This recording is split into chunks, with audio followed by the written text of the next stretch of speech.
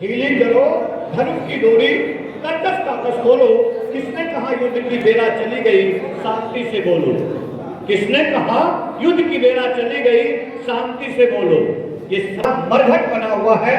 उसका मूल कारण है कि जिसके हाथों में आप सौंप देते हैं, वो जिम्मेदारी जो लेकर चलते हैं, जो अपने आप को ठेकेदार समझ लेते हैं, वास्तविक में वो कहीं से ठेकेदार हैं नहीं। आप ठेकेदार हैं, आप युवा हैं, आपके हाथों में जिम्मेदारी है। क्योंकि भगत सिंह मात्र 23 साल की उम्र में इस पृथ्वी धरा को छोड़कर गए। उस समय वो कैसे युवा थे, जरा सोचिए। और उस युवा अवस्था के बारे में हम कल्पना करके हमारी रूह सुहा जाती है। जरा सोचिए कि वीर कुंवर सिंह जैसे लोग जो 80 साल की उम्र में अपने आप को साबित किया, क्या लगता है कि 80 साल की उम्र में उन्होंने उसका जलवा दिखाया? जी नहीं, बिल्कुल नहीं। उनका जौहर 18-14 साल की उम्र से शुरू था। उनका जौहर 15 साल की उम्र से शुरू था। वो पंचायत 10 से 15 साल की उम्र से ही करते थे। तो आज आप वहां जुटान में जो लोग आए हैं, मुझे लगता है कि आप उस योग हो गए हैं जो हौसला रखते हैं कि मैं वहां जाऊंगा जहां पर विरोध हो रहा होगा, जहां पर लोग विरोध कर रहे होंगे, जहां लोग दबाने का प्रयास करेंगे। यहाँ बैठे हुए तमाम लोग आज शिक्षित हैं। उस जमाने के लोग नहीं हैं जो सिर्फ और सिर्फ ये कहने पर कि आप मेरे जात के लिए आइए, आप मेरे धर्म के लिए आइए, ये जानकर सोच कराने वाले नहीं थे। हम इस झंडे के नीचे लेकर आपको रखते हैं, आप इस झंडे के ऐसे लोग बिल्कुल नहीं। यहाँ न्यूटन का सेकंड लॉ लागू होता है कि अगर आप हमें दबाने का प्रयास करोगे तो हम क्रिया के प्रति विपरीत प्रतिक्रिया देंगे, जिसका परिणाम आज केशव भारद्वाज और प्रभाकर जैसे युवा सोच के लोग खड़े होते हैं और आज इस तरह से युवा महाजुटान कर देते हैं, जो एक सिर्फ आगाज है और पूर्ण रूप में बिना किसी निमंत्रण के, बिना किसी आप लोगों को बहुत आश्वासन देकर कि हम वहां आपको बहुत सारा खाना देंगे, हम आपके ऊपर वहां आपके मनोरंजन करेंगे, बहुत ऐसे कलाकार को लेकर के आएंगे जो बोल बोल बातों से सिर्फ आपका मनोरंजन करेंगे। ऐसा कुछ भी नहीं कहा गया। लेकिन फिर भी हर लोगों के कान इस युवा महाजुटान पर है। और यहाँ जो लोग आए हैं वो ऐसे लोग हैं जो अपनी धमाकों से उनके कान को बहरा कर देंगे। क्योंकि आपने अच्छी तरह से सुना था कि भगत सिंह को जब कहा गया कि आपने ऐसा काम क्यों किया, आपने क्यों पार्लियामेंट में बम फेंका, उन्होंने बड़ी ही शिद्दत के जवाब दिया कि ये जो शासन है, ये जो प्रशासन है, ये जो दुशासन है, जिसका नाम अंग्रेज है, ये टोटली बहरी है और बहरों को सुनाने के लिए बहुत बड़े धमाके की जरूरत होती है। मैंने इसलिए धमाका किया। तो ये ऐसा ही केशव भारद्वाज जी, ऐसा ही प्रभाकर जी, ऐसा ही उनके साथ चलने वाले आदित्य जी, ऐसे ही कमल किशोर जी, इन लोगों ने एक धमाका किया है और मुझे लगता है इसकी धूल उनके कानों तक पहुंच रही है। जो लोग समझते हैं कि युवा तो कुछ है, युवाओं का देश और युवा कुछ भी न हो, ऐसा कैसे हो सकता है? तो मुझे लगता है कि यहाँ बहुत सारे ऐसे वक्ता हैं जो वास्तव में राष्ट्र के प्रति अपनी भावना रखते हैं। यहाँ आने वाले आगंतुक तमाम वो आइकॉन हैं जो जिन्हें लगता है कि युवाओं को योगदान देना चाहिए, वो लोग आए हैं, उन्हें ही बोलने का अवसर मिले। लेकिन मैं समापन से पहले आप तमाम युवाओं को ये एक बात अच्छी तरह से कहना चाहता हूँ कि जी को अगर आज स्मरण करते हैं, उनका उम्र हम लोग 151वां जन्म दिवस उनका मना चुके हैं। 12 जनवरी 1863 को जन्मे विवेकानंद जी को सबसे ज्यादा युवाओं के बारे में या युवा का आइकॉन कहा जाता है। लेकिन अभी तो वो बूढ़े हैं। अगर वो भी सोचे होते कि मैं जब प्रौढ़ हो जाऊंगा, मैं जब जिम्मेदारी लेने लायक रहूंगा, तो क्या वो रह पाते? क्योंकि ईश्वर ने उन्हें मात्र 49 साल इस जीवन पर, इस क्षणभंगुरता भरी जीवन जीने का अवसर दिया और उन्होंने जो काम किया वो काबिल तारीफ है। तो स्वागत है एक बार। अब हम बोलना शुरू करेंगे। पता ही आपको कि जब हम आपसे मिलते हैं तो मुझे लगता है कि मैं भी युवा हूं और ये जो मंच सजा है जिसका युवा महाजुटान नाम रखा गया और यहाँ आने वाले युवा, एक युवा कई हजारों युवा का जुटान लेकर के आया है। सब तो इस हौसला के साथ आया है। यहाँ ऐसा कोई नहीं देखने आया कि मैं जाऊंगा तभी लोग जुटेंगे।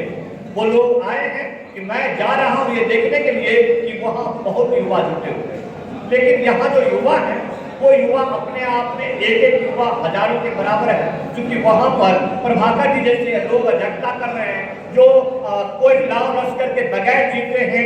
ऐसी सभा का समापन या शुरुआत करते हैं जिस सभा में नेता लोग आना पसंद नहीं करते हैं, जिस सभा में वो लोग आना पसंद नहीं करते हैं जिनके हाथों में सत्ता होती है, तो हम उनकी बात ही नहीं करेंगे। हम शुरुआत करेंगे उन बातों से जिन बातों के लिए आपको साफ तौर पर सोचना होगा। आपसे ही हम हैं, आपसे ही देश है, ये वतन है युवाओं का। यहाँ पर युवाओं के बगैर कोई वजूद नहीं है। आज तक यहाँ के जगह जगह पे भगत सिंह विद्यमान है। आज के यहाँ के हवा पानी जल हर जगह विवेकानंद की वो तमाम जो बातें हैं, जिन बातों को लेकर हमेशा से यहाँ से लेकर के अमेरिका तक वो चर्चित हुए, वो सब बातें यहाँ पर मशहूर है। तो आपकी बारी है। अब हम चाहते हैं कि सिर्फ और सिर्फ हर बागडोर आपके हाथ में हो। आप ही वो विश्व विजेता है, आप ही वो विधाता है जो भारत की अच्छी तस्वीर लिख सकते हैं। वो भारत जो कि 1947 में आजाद तो हुआ, लेकिन कुछ ऐसे लोगों के हाथों अब तक जकड़ी हुई है, ऐसी व्यवस्था बनी हुई है जहां से आप कह सकते हैं कि एक हिंदू मानसिकता का शोषण और शासन करने के लिए बनाए गए, जिसका नाम सत्ता है। तो मुझे लगता है इस बात को हमेशा आपको याद रखना चाहिए, उन स्लोगनों को याद रखना चाहिए। सत्ता जब जब जुल्म करेगी, सत्ता के गलियारों से चप्पा चप्पा खून उठेगा इनकलाब के नारों से। आज यहाँ आने वाले तमाम लोग इनकलाबी हैं और तभी आप यहाँ आए हैं, वरना मैं देख रहा हूँ अगर मैं भी प्रभावित हुआ हूँ तो सिर्फ इसलिए कि आखिर किसी लोगों को क्या ऐतराज है उन युवाओं के सोच से, उन युवाओं के कर्तव्य निष्ठा से, जो लोग चाहते हैं कि हम 10 युवा एक साथ बैठकर बात करें। आखिर क्या ऐसा हो सकता है, आखिर क्या वजह है, क्यों उन्होंने ऐसा सोचा कि वहां जो युवा को बुलाया जा रहा है उन युवाओं का मनोरंजन किया जाएगा, उन युवाओं को हमारे खिलाफ बरगलाया जाएगा। आखिर आपका ऐसा क्या कार्य है जिसके बारे में आप फिर नहीं बोलना चाहते हैं। अब मानसिक रूप से मैं मटिहानी की बात बता देता हूँ आपको। बेगूसराय का वो पार्ट है मटिहानी, जिसे आप किसी जमाने में एक रण क्षेत्र का स्वरूप देखा करते थे। मटिहानी गंगा माता के दोनों तरफ इस तरह बसी हुई है जिस तरह से आप समझ सकते हैं कि हमारा देश भारत जो तमाम नदियों का आंगन बना हुआ है, और उसी तरह से बना हुआ मटिहानी आज जीर्ण शीर्ण अवस्था में है। और यहाँ के कर्ता धर्ता ये कहते हैं कि युवा एकत्रित हो रहे हैं, इसका खिलाफ मेरे खिलाफ षड्यंत्र करेंगे। तो मुझे खेद है कि मैं उसी मटिहानी की बात कर रहा हूँ जहाँ पर अब तक कोई भी डिग्री कॉलेज नहीं है। नगर की बात कीजिए तो आप बिल्कुल बात मत कीजिए कि अगर वो कह देंगे कि जीडी कॉलेज का दीवार मेरे मटिहानी विधानसभा में आता है तो शायद गलतफहमी होगी, शायद उनको ये पता भी नहीं होगा कि हो सकता है कि कल के परिसेवन में पूरा नगर निगम क्षेत्र किसी और विधानसभा में चला जाए। तो आपके द्वारा कार्य मटिहानी विधानसभा के लोगों को कितना प्रभावित करता है, कितना उनके उपयोग में आता है, ये सोचने वाली बात है। आप युवाओं को डराना मत कीजिए, और इनको जितना आप डराएंगे वो उतना ही उग्र होंगे, क्योंकि ये भगत सिंह की धरती है, ये विवेकानंद की धरती है। यहाँ साफ तौर पर हमारे भीमराव अम्बेडकर के द्वारा एक लिखी हुई बातें, एक कही हुई बातें सब लोग को समझ में आती है कि शिक्षा वो शेरनी का दूध है, जो पीता है वही दहाड़ता है।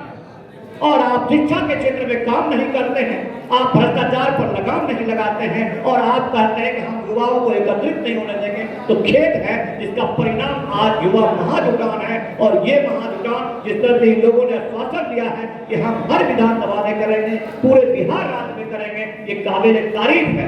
आज मटिहानी विधानसभा में होने वाला ये महाजुटान इतने कम समय में, किसी भी लाभ लक्ष्य के बगैर, किसी भी बहुत बड़े सुविधा के बगैर, किसी भी निमंत्रण के बगैर इतने लोग आए हैं। सबके सब शेर हैं, बब्बर शेर है। मैं इनका तहे दिल से शुक्रिया अदा करता हूं और आपको शुभकामनाएं दे जाता हूं कि ये तो सिर्फ आगाज है, आप कहते जाइए और अंजाम आपके सामने होगा। क्योंकि आपको पता है कि रविंद्रनाथ टैगोर जी ने साफ शब्दों में क्या कहा।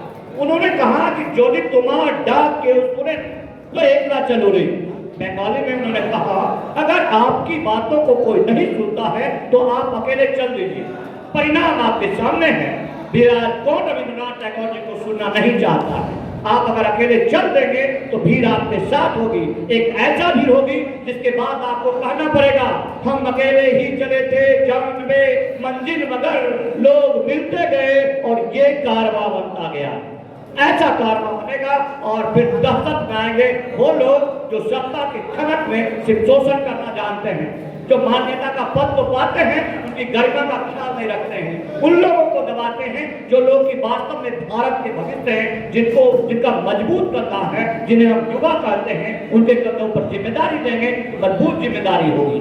अगर आप हमारे कंधों पर आप जिम्मेदारी देंगे तो अंश का ये तय है कि मैं 50 साल का उम्र पूरा कर चुका हूँ तो मेरा कंधा थोड़ा कमजोर हो गया होगा।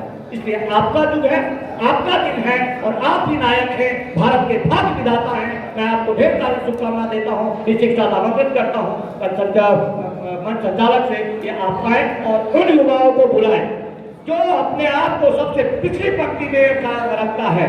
आप उन्हें लाइए, उनमें विचार करने की क्षमता सबसे ज्यादा है, जो शांति से सोच रहा है, जिनमें उग्रता कहीं से नहीं है। पीछे वाले लोगों को आगे आना चाहिए और हमेशा आपके द्वारा लिया हुआ निर्णय काबिल तारीफ होगा। आपको लगता है कि मैं संतोष से पीछे करा, लेकिन आप पीछे नहीं हैं, आप पहली पंक्ति में हैं क्योंकि शांति से आप विचार कर रहे हैं। जय हिंद, वंदे मातरम।